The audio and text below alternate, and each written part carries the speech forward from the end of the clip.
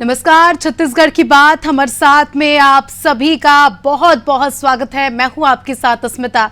आज बात छत्तीसगढ़ में जीत के दावों की। छत्तीसगढ़ में लोकसभा चुनाव खत्म होने के साथ ही प्रदेश कांग्रेस अध्यक्ष दीपक बैज ने दावे के साथ कहा है कि कोटा, पाटन और भिलाई में उपचुनाव होना तय है, क्योंकि यहां से कांग्रेस विधायक लोकसभा चुनाव जीतकर संसद जा रहे हैं। उन्होंने स्पष्ट किया है कि रायपुर दक्षिण में उपचुनाव की जरूरत नहीं पड़ेगी। छत्तीसगढ़ में 4 लोकसभा सीटों पर 4 विधायकों को टिकट दिया गया है। बीजेपी ने 1 विधायक को टिकट दिया है, तो वहीं कांग्रेस ने अपने 3 विधायकों को टिकट दिया है। अब इन सीटों पर उपचुनाव को लेकर दावे किए जा रहे हैं। रायपुर दक्षिण विधानसभा सीट से बीजेपी के सीनियर नेता ब्रजमोहन अग्रवाल रायपुर लोकसभा सीट से बीजेपी के उम्मीदवार है। दुर्ग जिले की पाटन लोकसभा सीट से कांग्रेस विधायक भूपेश बघेल इस बार राजनांदगांव लोकसभा सीट से चुनाव लड़ रहे हैं। वहीं कोंटा विधानसभा सीट से विधायक कवासी लखमा इस बार बस्तर लोकसभा सीट से चुनाव लड़ रहे हैं, जबकि भिलाई विधानसभा सीट से विधायक देवेंद्र यादव इस बार बिलासपुर लोकसभा सीट से उम्मीदवार हैं। उन्होंने चुनाव लड़ चुके हैं। इन चारों ही सीटों पर सबकी नजर है। यहाँ एक वर्तमान मंत्री है, एक पूर्व मुख्यमंत्री है और एक भूतपूर्व मंत्री है, जबकि 25 वर्ष की उम्र में महापौर बना एक युवा नेता भी मैदान में है। क्या चारों दिग्गज जीत दर्ज कराएंगे और बीजेपी कांग्रेस की जीत के दावों में कितना दम है? आज इसी मुद्दों पर चर्चा करेंगे, लेकिन उससे पहले सुनेंगे कुछ प्रतिक्रियाएं। देखिए, मैं आपसे बार बार कह चुका हूं कि भारतीय जनता पार्टी 11 की 11 लोकसभा सीट जीतने वाली है। कांग्रेस पार्टी 0 पर आउट होने वाली है, ये तय है। मतलब दक्षिण बस में उपचुनाव होगा बृजमोहन जी के जीतने के बाद। मैंने आपसे कहा हम 11 सीटें जीत रहे हैं और उसका जो आउटकम क्या होगा ये आप देखेंगे। 3 जगह तो उपचुनाव होना तय है। एक तो बस्तर लोकसभा के सुकमा विधानसभा, दुर्ग लोकसभा के पाटन विधानसभा और दुर्ग लोकसभा के भिलाई विधानसभा, ये 3 जगह तो उपचुनाव होना तय है। और भारतीय जनता पार्टी एक विधानसभाओं में संशय में फंसी हुई है और मुझे नहीं लगता है कि वहां कोई उपचुनाव होना है। चलिए, इसी के साथ इस पूरे मुद्दे पर चर्चा करने के लिए हमारे साथ कुछ खास मेहमान जुड़ चुके हैं। सबसे पहले आपको परिचय करा देती हूँ। बीजेपी से हमारे साथ वासु शर्मा जी जुड़ चुके हैं। कांग्रेस से शिव सिंह ठाकुर जी हमारे साथ जुड़ चुके हैं। साथ ही वरिष्ठ पत्रकार गंगेश द्विवेदी जी हमारे साथ जुड़ चुके हैं। सभी मेहमानों का बहुत बहुत स्वागत है। सबसे पहले तो अनादि टीवी में सबसे पहले गंगेश जी आपसे समझना चाहूंगी, जिस तरह से हमने देखा कि 4 विधायकों को इस बार लोकसभा का टिकट दिया गया, जिसमें से 3 कांग्रेस के, 1 बीजेपी के, और अपने अपने दावे जो है सब पेश कर रहे हैं। क्या लगता है किन सीटों पर उपचुनाव हो सकते हैं? एक रायपुर का जैसे यहाँ का ब्रजमोहन अग्रवाल जी मंत्री हैं, वो उनकी सबसे ज्यादा संभावना उन्हीं की बनेगी। इसलिए बोल रहा हूँ कि खासतौर पे छत्तीसगढ़ का अगर आप पिछला ट्रेंड देखें तो हर बार जो है छत्तीसगढ़ में एक मतलब 8 से 9 से 10 सीटें जो है भाजपा को जाती रहेगी जी। और इस बार खासतौर पे इस बार भाजपा कांग्रेस ने पूरी ताकत लगाई है। उन्होंने कई विधायकों को, इसलिए जो पिछले पूर्व मंत्री थे उनको भी उतारा है मैदान में। 3 विधायक उनको उतरे हुए हैं, जिनमें ही एक पूर्व मुख्यमंत्री और एक पूर्व विधायक तो पूर्व मंत्री हैं। तो इसमें से मुझे लगता है कि चूंकि भाजपा का जो रिकॉर्ड है अभी तक रायपुर शहर में, रायपुर लोकसभा में खासतौर पे लगातार रमेश बैस जीतते रहे। पिछली बार सुनील सोनी 3.5 लाख की लीड से जीते थे। सुनील सोनी के चुनाव संचालक ब्रजमोहन अग्रवाल जी जो वर्तमान में भी विधायक हैं और मंत्री भी हैं, और प्लस एक तरह से वो सीनियर लीडर हैं। तो अभी जो माना जा रहा है कि एक मोटा मोटा रायपुर सीट कांग्रेस बहुत मुश्किल लगता है निकाल पाएगी, क्योंकि बहुत जो अभी तक रिपोर्ट आ रही है और लोगों से चर्चा करके हम लोगों ने समझा है, एक सीट तो मुझे लगता है कि कम से कम रायपुर में तो उपचुनाव होगा। और जहां तक बात बिलासपुर की है, देवेंद्र यादव बहुत मेहनत की उस युवा विधायक ने निश्चित तौर पर, लेकिन वहां पर भी ऐसा बताया जा रहा है कि पलड़ा भारी है भाजपा का, लेकिन फिर भी उस टक्कर लेकिन जबरदस्त की उन्होंने। इसके बाद आती है जैसे दीपक बैज जी बोलते हैं बस्तर में भी अच्छी कांटे की टक्कर है। वहां भी एक बार संभावना देखी जा सकती है, जैसा वहां पर बोला जा रहा है। लेकिन और एक कांकेर है, कांकेर की सीट में भी माना जा रहा है कि वहां से कांग्रेस का कैंडिडेट निकाल सकते हैं, वहां पे संभावना बताई जा रही है। तो ऐसी 3-4 जगह पे है, 2-3 जगह पे संभावना बन रही है जहां पे उपचुनाव हो सकते हैं। बिल्कुल, बाकी ये तो समय बताएगा, 4 जून के बाद ही समझ में बिल्कुल। आएगा ये तो कहाँ अब उपचुनाव 4 होगा। तारीख को स्पष्ट हो जाएगा कि किस सीट जी। पर उपचुनाव होंगे, किसकी जीत होगी और क्या कुछ परिणाम रहेंगे। लेकिन उसके पहले चर्चाएं हो गई है, तो हमारे कांग्रेस के साथी से भी उनकी प्रतिक्रिया ले लेते हैं। शिव जी, एक तरफ आप 3 सीटों पर उपचुनाव की बात कर रहे हैं, अपने अपने दावे पेश कर रहे हैं, कॉन्फिडेंट मोड में दीपक बैज जो है कहते हैं कि 3 सीटों पर उपचुनाव होना पक्का है। लेकिन दूसरी तरफ बीजेपी तो कह रही है कि 11 की 11 सीटें जीत लेंगे, यानी 2 सीटें जो आपके पास बची है वो भी इस बार बीजेपी उस पर जीत हासिल करेगी। देखिए स्मिता जी, इस बार छत्तीसगढ़ में अप्रत्याशित रिजल्ट आने वाला है। आप 4 तारीख को देखिएगा जी। कि छत्तीसगढ़ की जनता जिस प्रकार से मोदी जी की सरकार ने 2014 में जो वादा किए थे और जो बोल के उन्होंने सरकार बनाई थी, उसके बाद जनता ने उनको 2019 में उस वादा को उन्होंने 14 वाला पूरा नहीं किया और 2019 में उन्होंने जो है एक पुलवामा और बालकोट घटना होने के कारण जो देश के नाम से लेकर जो उन्होंने चुनाव जीत गया था, उसको अब देश की जनता समझ चुकी है, छत्तीसगढ़ की जनता समझ गई है कि जो वादा इन्होंने 2014 में किया था और जो 2019 में बोल के आए हैं, वो वादा पूरा नहीं किए हैं। ना महंगाई का हो, चाहे वो बेरोजगारी का हो, ऐसे कई मुद्दे हैं जिसको लेकर उन्होंने कांग्रेस सरकार के ऊपर जो भ्रष्टाचार का आरोप लगाया है और काला धन लाने का, ये सारे चीजों को लेकर जनता इस बार समझ चुकी है। जी, आपसे काउंटर क्वेश्चन करना चाहूंगी। जिस तरह से आपने जिक्र किया कि पहले के वादे पूरे नहीं किए, जिस प्रकार से अगर हम देखते हैं 2018 के विधानसभा चुनाव में आपकी सरकार जरूर बनी थी, लेकिन 19 में कहीं ना कहीं आप जीत कर भी हारे थे। 9 सीटें बीजेपी के पास थी, महज 2 सीटों पर कांग्रेस सिमट गई थी। इस बार की भी हम विधानसभा चुनाव की बात करें तो जो परिणाम सामने आए वाकई सबको चौंकाने वाले थे, क्योंकि कांग्रेस यहाँ पर पूरी कॉन्फिडेंट मोड में थी कि कांग्रेस की सरकार बनेगी, बहुमत के साथ सरकार बनेगी। और बीजेपी को लेकर आप ये कहते थे कि बीजेपी के पास चेहरा नहीं है, नेतृत्व नहीं है। कहीं ना कहीं मोदी के चेहरे पर ही विधानसभा चुनाव में बीजेपी मैदान में आई थी।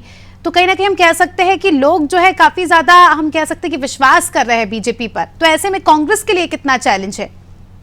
बिल्कुल अस्मिता जी, मैं वही बोलने जा रहा हूँ कि मोदी जी पर 2014 में 2019 में विश्वास की जनता अब वो विश्वास नहीं कर रही है। आप देख रहे हो पूरे हिंदुस्तान में मीडिया रिपोर्ट्स जो आ रहे हैं और जो पत्रकार और सोशल मीडिया में जो खबरें आ रही हैं, उससे ये पता लग रहा है कि इस बार जो जितनी सीट इन्होंने पाया था, सरकार बनाने में जो है देश में जो है लाले पड़ जाएंगे और छत्तीसगढ़ में अप्रत्याशित रिजल्ट आएगा। हमारे दीपक बैज जी जो बोल रहे हैं कि तीनों के तीनों हमारे जो है पूर्व मुख्यमंत्री भूपेश बघेल जी जीत रहे हैं, हमारे कवासी लखमा जी पूर्व मंत्री जीत रहे हैं, देवेंद्र यादव जी जीत रहे हैं और बल्कि बृजमोहन अग्रवाल जी के यहाँ इस बार हमारे यहाँ कांटे की टक्कर हमारे युवा विधायक जो है विकास उपाध्याय जी दे रहे हैं। आप देखिएगा अप्रत्याशित रिजल्ट आएगा और यहाँ उपचुनाव होंगे, बल्कि दक्षिण में जो है कांटे की टक्कर है, यहाँ और अप्रत्याशित रिजल्ट आएगा। जी, क्या कुछ जवाब देना चाहेंगे? कांग्रेस का कहना है कि इस बार जो जीत होने वाली वो अप्रत्याशित है और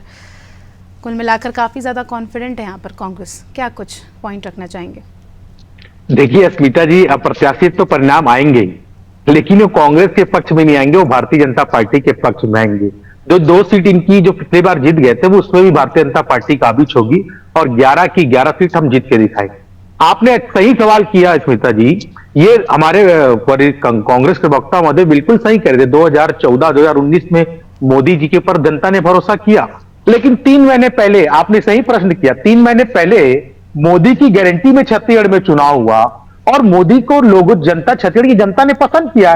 मोदी की गारंटी पर छत्तीसगढ़ की जनता ने विश्वास किया, तभी तो आज हम सत्ता में बैठे हैं। और 3 महीने बाद आज जब मोदी जी को वोट पड़ना है, मोदी जी देश के प्रधानमंत्री बनेंगे, उसके लिए जनता वोट कर रही है, तो मुझे नहीं लगता कि वो पीछे हटेगी। मुझे लगता है कि जितने मतों से हम जीते हैं, उससे कई गुना ज्यादा वोट परसेंट हम हासिल करेंगे और भारतीय जनता पार्टी की 11 की 11 सीट हम जीतेंगे। और अभी हम बात करते कि क्या मोदी जी ने कुछ काम नहीं किया, निश्चित तौर पर मोदी जी ने काम किया। जो छत्तीसगढ़ की जनता को मोदी जी ने बोल के गया था कि मोदी की गारंटी पर जो वादा करके गया था, उसका काम मुख्यमंत्री माननीय विष्णुदेव ने धरातल पे उतार दिया है। आप 18 लाख आवास की बात कर लीजिए, बकाया 2 साल बोनस की बात कर लीजिए, और यूपीएससी एपीएससी में सीबीआई जांच की मांग जो युवा करे थे उसकी बात कर लीजिए, 3100 रुपए 21 क्विंटल धान खरीदने की बात कर लीजिए, तेंदुपत्ता में 5500 रुपए प्रति मानक बोरी, और उनके संग्रहण को 15 दिन तक बढ़ा दिया। तो हमने काम करके दिखाया है। जो काम करेगा उसी को जनता वोट देगी। खाली बयानबाजी से जनता वोट नहीं देती है। कांग्रेस पार्टी का जो ये घोषणा पत्र है केवल झूठ फरेब और झूठ का पुलिंदा ये जनता जान अगर हम चुकी है। इन 3 सीटों का ही अगर हम जिक्र करें तो बड़े चेहरे हैं कांग्रेस के, और काफ़ी ज़्यादा हम कह सकते हैं कि लोगों का विश्वास है इन पर। अगर हम बात करें कवासी लखमा की, तो 6 बार के विधायक रह चुके हैं। पूर्व मुख्यमंत्री भूपेश बघेल, देवेंद्र यादव जो कि काफ़ी ज़्यादा सक्रिय नजर आए हैं और युवा नेता थे, 25 साल की उम्र में ही महापौर बन गए, और काफ़ी ज़्यादा इनके पॉलिटिकल करियर की बात करें तो स्ट्रॉन्ग बैकग्राउंड है इनका, इनके काम की वजह से जाने जाते हैं।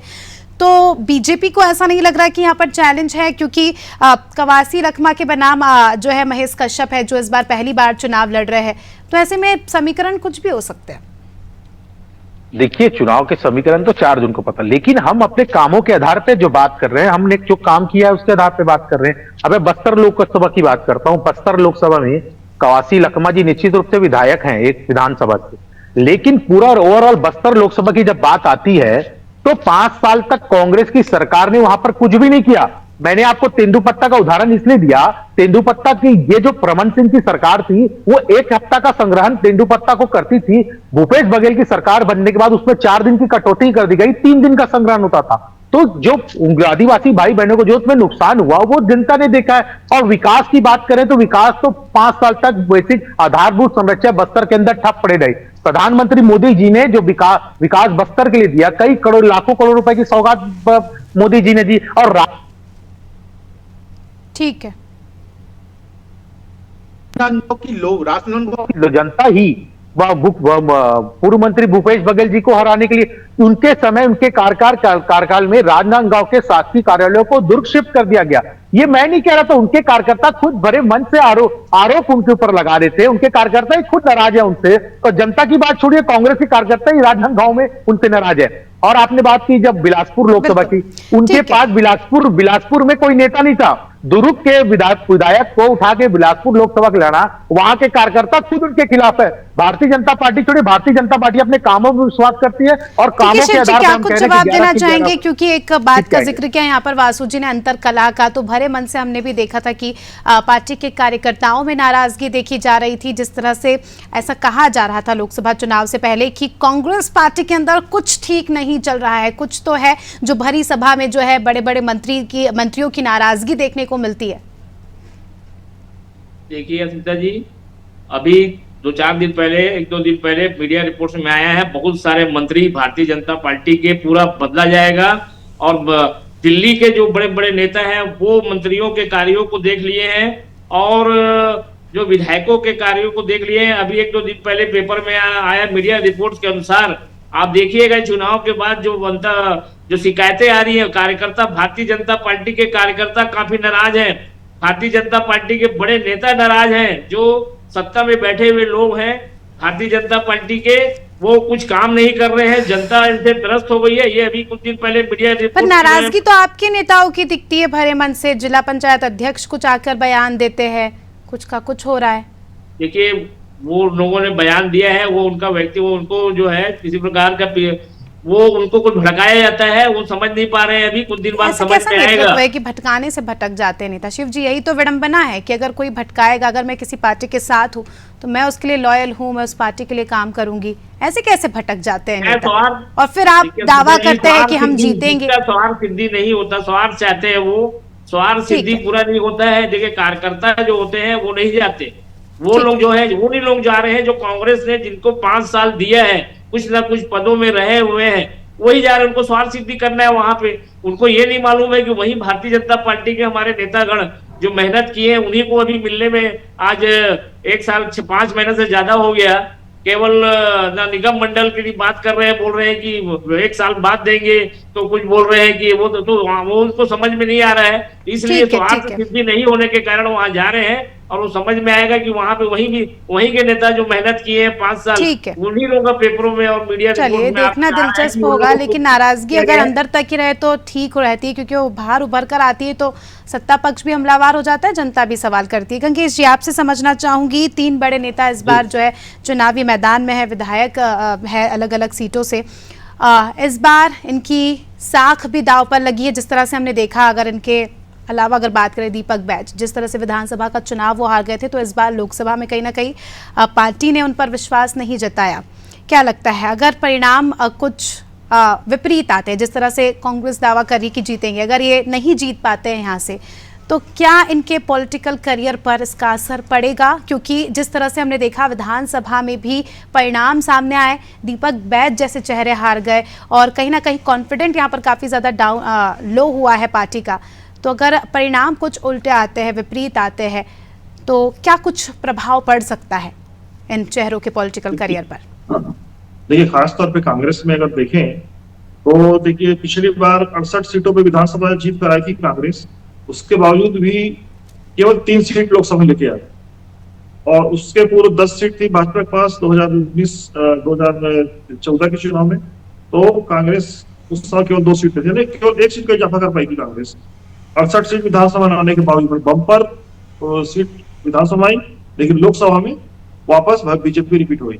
तो मुझे लगता है जो एक माइंड सेट है छत्तीसगढ़ की जनता का, खासतौर पे कि स्टेट लेवल पे वोटिंग अलग माइंड सेट से करती है जनता यहाँ की, और लोकसभा के मामले में अलग माइंड सेट से करती है।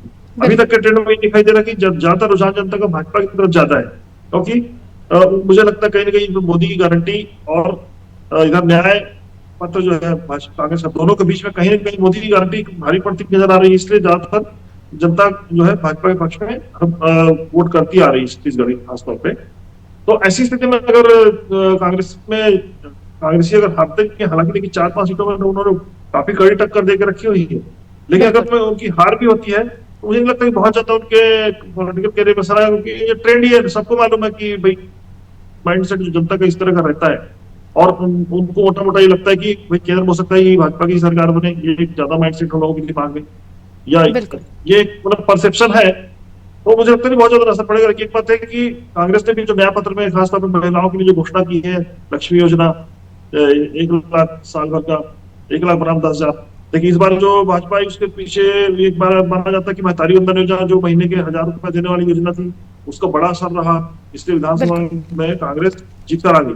तो मुझे लगता है हो सकता है अगर ऐसा असर लक्ष्मी वंदन योजना का रहा, कांग्रेस की जो लक्ष्मी योजना है, तो उसमें गृह लक्ष्मी योजना, तो उसमें अगर 1 लाख को अगर महिलाओं ने सपोर्ट किया तो निश्चित तौर पर अधिक से अधिक आबादी छत्तीसगढ़ की है, बिल्कुल, जो कांग्रेस के मतलब पढ़ सकते और परिणाम चौंकाने वाले आ सकते हैं। इसमें कोई बिल्कुल, ये क्योंकि हम कह नहीं सकते, क्योंकि बहुत सारी नादी टीवी की टीम जब ग्राउंड पर जाती है तो कई सारे लोग परिवर्तन भी चाहते हैं। वासु जी, आपसे इसी से जुड़ा सवाल करना चाहूंगी। जिस तरह से आप मोदी के चेहरे को लेकर विधानसभा में भी लड़े, लोकसभा में भी मोदी की गारंटी को लेकर चुनाव लड़े, तो कहीं ना कहीं कांग्रेस भी परिवर्तन और न्याय के मुद्दों को लेकर जमीन पर आई, और कई सारी ऐसी सीट है जहां पर वाकई जनता परिवर्तन चाहती है। और जिस तरह से कांग्रेस पार्टी का जो मैनिफेस्टो सामने आया, जिस प्रकार से गंगेश जी ने भी जिक्र किया कि कहीं ना कहीं वो भी पब्लिक को अट्रैक्ट कर रहा है, अगर ये परिवर्तन वाला फैक्टर काम किया तो ये जो आपका दावा है 11 की 11 सीटें जीतने का, ये कहीं ना कहीं दावा फेल होता नजर आएगा। आपका माइक अनम्यूट कर लीजिए सर। अब आ रही आवाज? जी जी जी। अभी हम इनकी न्याय पत्र की बात करते हैं। न्याय पत्र में ये कहते हैं, महालक्ष्मी गारंटी योजना के तहत हम महिलाओं को 1 लाख रुपए देंगे, अर्थात 8,333 रुपए महीना। यही छत्तीसगढ़ की महिलाएं इनसे पूछ रही है। इन्होंने पिछले विधानसभा में जब इनकी सरकार बनी थी तो वादा किया था हर महिलाओं को 500 रुपए देंगे। 5 साल तक किसी को 5 रुपए नहीं मिला। आप बताइए कि छत्तीसगढ़ की महिला भरोसा कैसे करे कांग्रेस पार्टी के ऊपर? जब आप यही कांग्रेस पार्टी 500 रुपए तक नहीं दे पाई, अब वो कांग्रेस पार्टी कहती है कि हम 8,333 रुपए प्रति महीना देंगे। तो बेसिक डिफरेंस यही पता लग जाता है कि छत्तीसगढ़ की महिला जान चुकी है जो कांग्रेस वादा करती है वो पूरा नहीं कर पाती। आज हमने जो वादा किया महतारी वंदन योजना का 1,000 रुपए देंगे, हम लगातार किस्तें दे रहे हैं। अच्छा, इनके जो वादे में ये केवल झूठ का पुलिंदा है स्मिता जी। अगर आप ये बात बोलते हैं कि हम 1 लाख रुपए महीना देंगे, चलिए इनकी सरकार बन भी जाती है, मानते एक समय के लिए इनकी सरकार वैसी बननी नहीं है, लेकिन बन भी जाती है, तो इतना बजट ये लाएंगे कैसे? देश का बजट 48 लाख करोड़ रुपए, अब महिलाओं को आधी आबादी देश में महिलाओं की है। चलिए मान लीजिए 40 लाख से ऊपर महिलाओं को ये देते हैं, तो 40 लाख करोड़ से ज्यादा तो इसी में लग जाएगा। तो देश का बजट 48 लाख करोड़, तो बाकी चीजों बाकी विभागों में कहां से बजट का प्रावधान करेंगे? ये देश की जनता को बताना चाहिए। क्योंकि ये तो काफी ज्यादा देश की जनता भी इतनी जागरूक हो चुकी है, कांग्रेस पार्टी क्यों समझ नहीं पा रही है, मुझे समझते पड़े। आप वादे कर देते हैं लेकिन उन वादों को पूरा कैसे करेंगे वो पूछ रहे हैं। जी देखिए, हमने हमारी सरकार भूपेश बघेल जी की सरकार जो वादा की थी करके आई थी वो पूरा वादा पूरा की, और जो वादा नहीं की थी वो भी पूरा की है। ये हमारे 18 ये भारतीय जनता पार्टी की केंद्र की सरकार 18 लाख करोड़ रुपए जो है वो उद्योग कुछ चुनिंदा उद्योगपतियों का माफ किए, वो 18 लाख नहीं, बिल्कुल गलत बात कर रहे हैं, बिल्कुल गलत बात है। लोन माफ नहीं होता, लोन राइट ऑफ होता है, लोन माफ नहीं होता, लोन बिल्कुल माफ नहीं होता। आप स्टैटिस्टिक चैनल बैठ के झूठ मत बोलिए, बीच में नहीं बोला हूँ। आप झूठ बोलेंगे तो मेरे को बोलना पड़ेगा, आप झूठ बोलेंगे तो बोलना पड़ेगा। राइट ऑफ हुआ है लोन, आप भी झूठ राइट ऑफ हुआ है लोन। आप दिखा दीजिए किसका लोन माफ हुआ है, नहीं किसका लोन माफ भारतीय जनता पार्टी की सरकार ने किया, दिखा दीजिए। चलिए इस तरीके से नहीं होता, आप भी झूठ बोलोगे तो हम भी टोकेंगे फिर। चलिए बोलिए। ठीक है 8 लाख करोड़ उद्योगपतियों का कुछ उद्योगपतियों का माफ किया गया है नरेंद्र मोदी जी की सरकार के द्वारा। तो हमारे बजट बनाने वालों ने वो पूरा बड़े बड़े उद्योग जो एक्सपर्ट बैठे थे, कांग्रेस के बड़े बड़े एक्सपर्ट बैठे हैं। इसके पहले हमने मनरेगा में जो भारतीय जनता पार्टी के विपक्ष में थे बोले मनरेगा में आप पैसा नहीं दे पाएंगे, हमने मनरेगा लागू किया। हम महिलाओं को हम महालक्ष्मी योजना में देंगे। आप देखिएगा कांग्रेस जो 3 राज्यों में हमारी सरकार है, तमिलनाडु में है, हिमाचल में है, कर्नाटक में, वहां जो हमने वादा किया है वो दे रहे हैं। इसीलिए हम बोल रहे हैं कि हमारी से वहां पर आप पता करा लीजिए अपने स्रोतों से कि जो जो वादा कांग्रेस ने की है 400 पार का नारा कितना, तो फिर 400 पार का नारा कोई चैलेंजिंग नहीं लग रहा है मतलब कांग्रेस को? क्लोजिंग स्टेटमेंट लेना चाहूंगी शिव जी आपसे, क्योंकि एक तरफ बीजेपी कह रही है कि अब की बार 400 पार बहुमत के साथ सरकार बनेगी, तो ये इससे कांग्रेस को कोई फर्क नहीं पड़ेगा? बिल्कुल, हमको ये तो दिखेगा रिजल्ट में। अभी ये तो 250 से नीचे में इन लोग जो है अभी बड़े बड़े जो चुनावी पंडित हैं, जो चुनावी जानकार है राजनीति के, वो पूरा सर्वे कर रहे हैं, बता रहे हैं। हम जो देख रहे हैं मीडिया रिपोर्ट में कि ये बहुमत का आंकड़ा ही पार नहीं कर पा रहे। इस बार इंडिया गठबंधन की सरकार बनने जा रही है, आप देखिएगा। और ये भारतीय जनता पार्टी की केंद्र की सरकार बहुमत प्राप्त नहीं पाएगी, 150-200 में ही अटक जाएगी। ये मैं नहीं बोल रहा हूँ, ये राजनीतिक पंडित जो है जी से क्लोजिंग स्टेटमेंट लेना चाहूंगी। पंडित बोल रहे हैं। कांग्रेस का ये दावा है, देखिए अस्मिता जी, बिल्कुल बिल्कुल ठीक है। अस्मिता जी, कांग्रेस का सर्वे तो पिछले विधानसभा में इनको 75 सीट दे रहा था, तो कांग्रेस का सर्वे जो है कांग्रेस को मुबारक है। लेकिन देश की जनता सर्वे कर चुकी है, देश की जनता ने 400 पर का मान बना लिया है। आपने 75 का वादा करके 35 में आ गए, आपका सर्वे फेल कहा गया कांग्रेस पार्टी का? चिंता नहीं कीजिए आप, अभी 4 चरण तक 270 सीट हम जीत चुके हैं 4 चरण में। अब 400 पार की रैली चल रही है भारतीय जनता पार्टी की।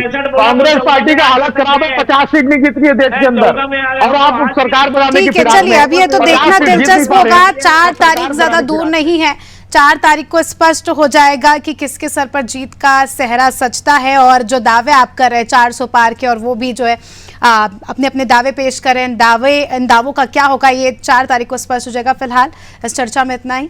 आप सभी का बहुत बहुत शुक्रिया हमारे साथ जुड़ने के लिए और चर्चा में शामिल होने के लिए। तो देखिए, दोनों ही पार्टी अपने अपने मजबूत दावे पेश कर रही है। एक तरफ बीजेपी का कहना है कि 400 पार से जीत दर्ज करेंगे, बहुमत के साथ सरकार बनाएंगे, छत्तीसगढ़ की 11 सीटें बीजेपी जीतेगी। तो वहीं कांग्रेस भी अपनी ओर से जो है अलग अलग दावे पेश कर रही है। कांग्रेस का भी कहना है कि जो 3 सीटें हैं जहां पर विधायकों को उतारा गया है, वहां पर फिर से उपचुनाव होंगे और फिर से जो है हमारा अच्छा परफॉर्मेंस रहेगा। लोकसभा में। हालांकि अब ये तो जनता ने ईवीएम में कैद कर दिया है कि आने वाले समय में किसका भविष्य उज्जवल होगा और किसकी जो है हार होगी, ये तो अब आने वाली 4 तारीख को ही देखना दिलचस्प होगा।